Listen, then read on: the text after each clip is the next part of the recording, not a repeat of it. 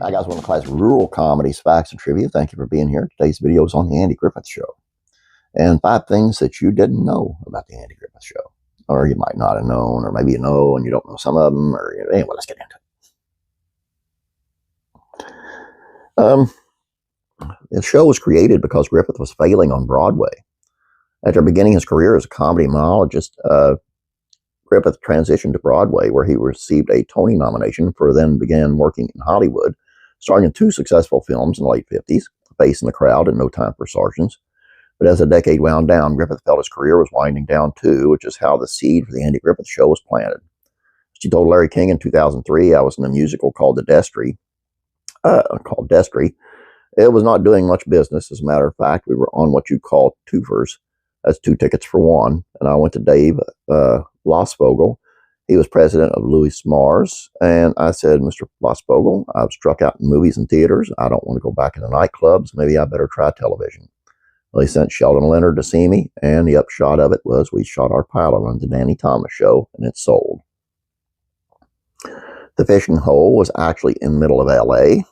Obviously, the Andy Griffith Show is filmed on sound stages in California, not on location in rural North Carolina. But even with that knowledge, you might be surprised to learn that the secluded fishing hole that Andy and Opie visit in the show's opening credits is actually smack in the middle of L.A. in a public park that touches Beverly Hills. The 605-acre Franklin Canyon Park is a popular place to bike ride, bird watch, and shoot films and TV shows. In addition to the Andy Griffith, the park was served as a backdrop from everything from Twin Peaks to NCIS to the Brady Bunch to Purple Rain. Aunt B and Andy didn't get along in real life.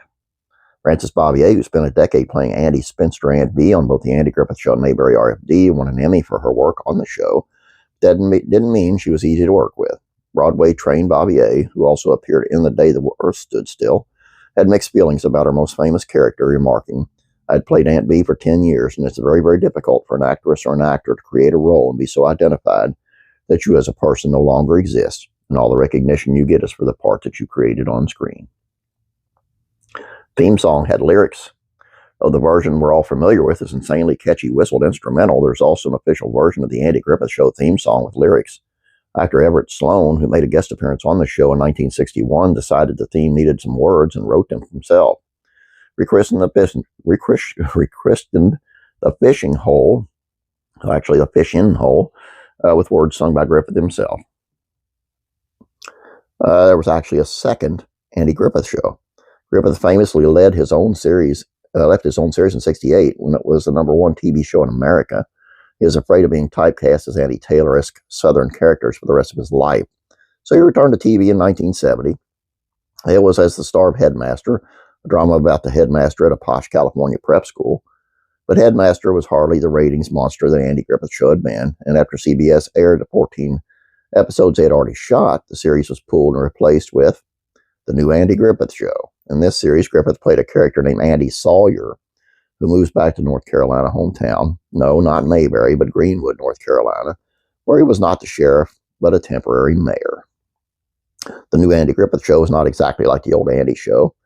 Andy Sawyer was more folksy than Andy Taylor. He was married to Lee Merriweather, and Greenwood was many times the size of Mayberry.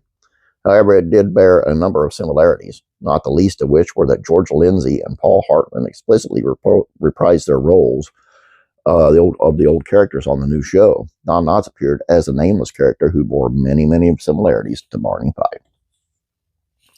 And if you have never seen the show, watch the pilot episode on YouTube, and you will go like, what? Huh? Goober, Emmett, and Barney. I don't care if they not give him a name, and his Barney. Even called him Ange. And it was like, no mention that he looked exactly like Andy Taylor. I mean, watch it. It's worth saying just to see it to go, huh? Anyway, all I got for you here, guys. Hope you enjoyed this. Please don't forget to subscribe. Please like this video. I'd appreciate it. You have a great day. God bless you, and I'm praying for you.